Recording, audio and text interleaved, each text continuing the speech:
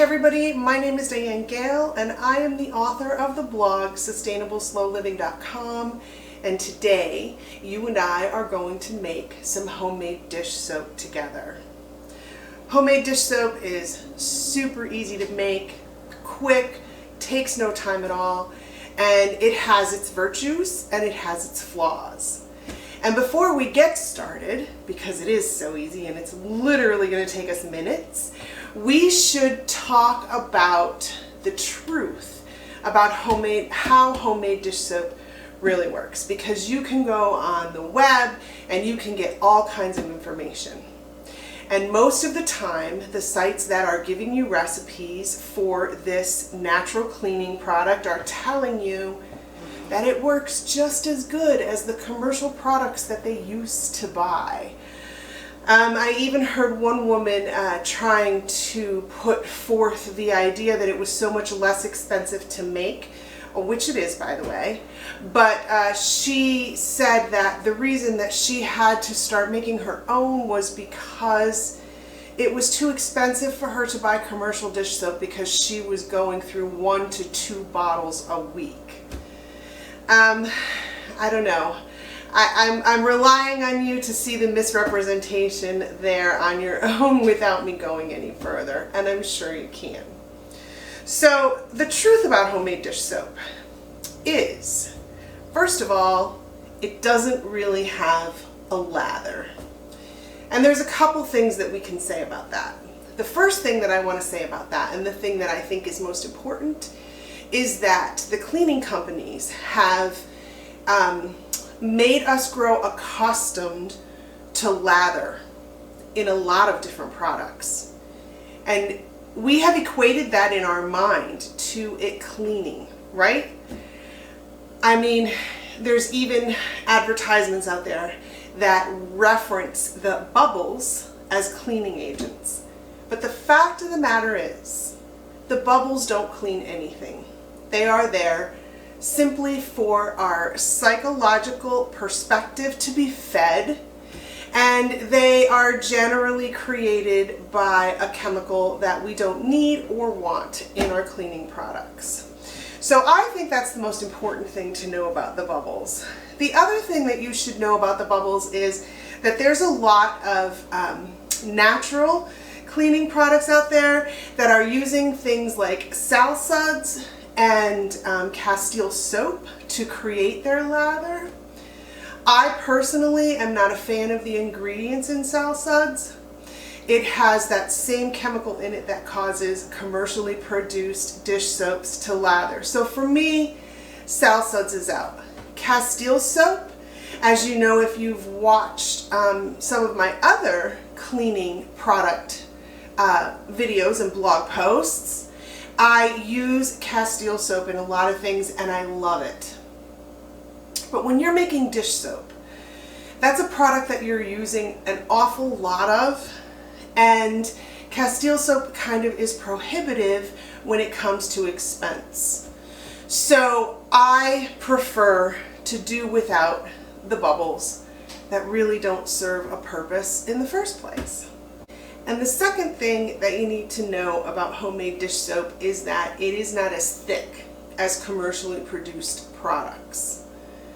I have read that you can put glycerin in it to thicken it. I've never tried that. Glycerin isn't a product that I usually have in the house, and it's not something that I've ever really been that interested in purchasing. Even when I made tinctures, I really didn't make glycerin tinctures. So I made them with alcohol. So I have never tried that. I think it probably would make it thicker. I have also read over and over that you can use table salt to thicken your dish soap. I have never tried that either, but today we're going to. It's going to be part of this recipe. Because simple enough, right? We usually always have table salt in the house. And as far as your dish soap being thicker, it's not 100% necessary that that be the case, but I can kind of understand the argument that, you know, it kind of adheres to dishes more as it's cleaning. I just don't know how I feel about all that. The bottom line is, homemade dish soap is not the same as commercially based products. It cleans very well, but you do have to work with it. There's a lot of tips and tricks that I'm going to share with you after we get this made, and they'll help you to work with your dish soap to get the most out of it. It comes down to what it usually comes down to with natural cleaning products. If you want to have the harmful chemicals out of your life, away from your skin, out of the atmosphere in your house, away from your loved ones, because they create health issues, then you have to sacrifice some of what those chemicals provide you in a cleaning product. And that just is what it is. For me, the payoff of having a cleaner, healthier, more natural environment that is closer to that which Mother Nature intended is worth sacrificing a little bit of cleaning power, and generally some good old-fashioned elbow grease will work that out for you just fine. It is something that you have to make a personal decision on. I'm not going to go into the chemical agents that are used in dish soap, and this is the reason that I'm not. If you go to your dish soap label, you're going to find terms like surfactant or preservative or fragrance or cleaning agent or colorant. And these are generic terms, and with cleaning products, it's absolutely legal for the companies to use just those terms rather than disclosing the actual ingredient that they use to give the product those properties. And they do it because they don't want to disclose the ingredient that they use, because so many of them are connected to health problems, particularly carcinogens. So, you know, it's there. You can do your own research. You can see what you think. You can decide how you feel about homemade dish soap and about all homemade cleaning products, and you can proceed from there. For me, this is the best way to go. But without further ado, I'm going to bring you into the stove and we're going to get this dish soap made. You wait until you see how easy it is. You're going to wonder why you haven't been doing it all along. So to start, I've put 2 cups of water in a pan on the stove. Quite honestly, I put just slightly over 2 cups to allow for some evaporation. I've turned the heat on, and I'm going to allow that to heat just until it starts to steam. It's not necessary to simmer it. I'm not sure if it's going to show up in the camera because it's very slight, but this water has started to steam. So I've turned the temperature way down so that it doesn't go to a simmer. And now I'm going to take a 1/4 cup of shaved ivory soap. Now, ivory soap is 99.44% pure. Many moons ago, when I had my own handmade soap, I used to use handmade soap because I knew that it was 100% pure. If you have that available to you, that is most definitely the way to go. I don't, so I am using ivory soap. I have been also using ivory soap in the shower. I used it most of my life and then switched to homemade soap again so that it would be pure. But right now that's not readily accessible to me. So ivory is a good choice. You'll see that they'll call for Fel's naphtha, and I have looked at those ingredients. I don't feel that's the best choice. And I am just going to stir this up just like this until all of the soap is dissolved.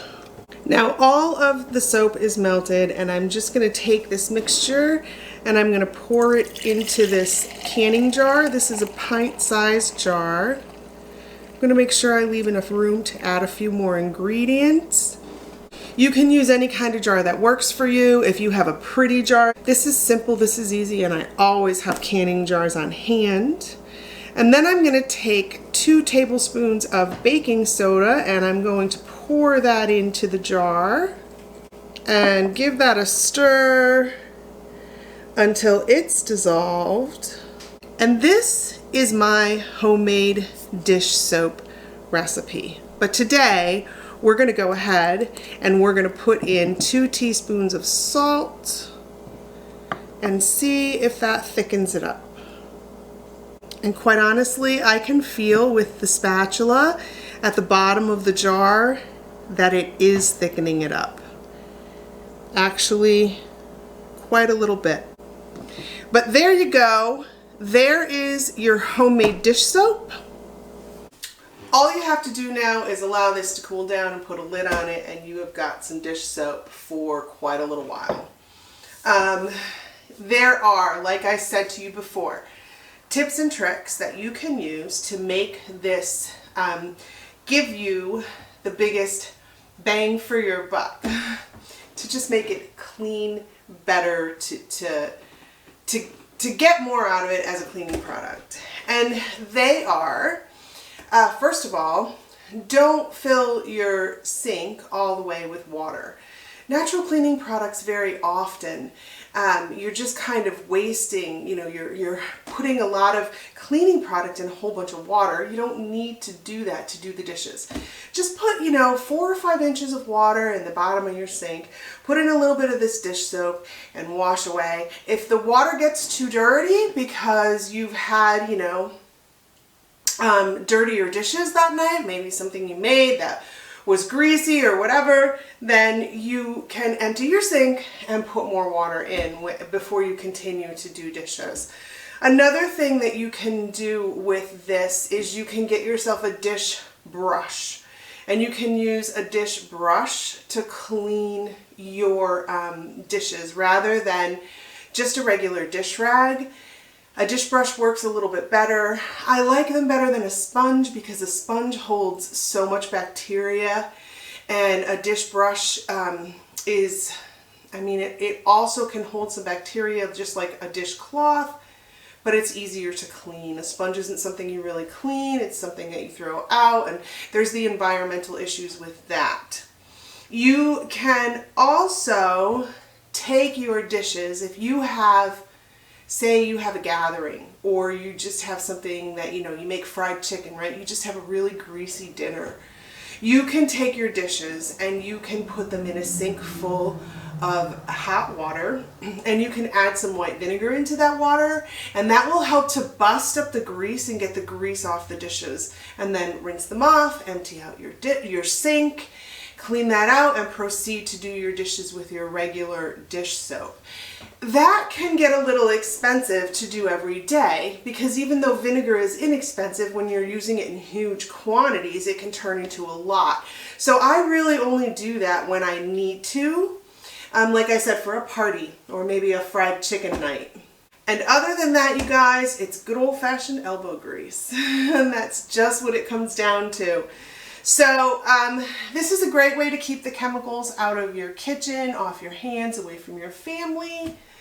It works well for me. I hope that you make yourself a batch and give it a try and see how you feel about it, and that it works well for you, because I want to see all of us happy, healthy, and whole.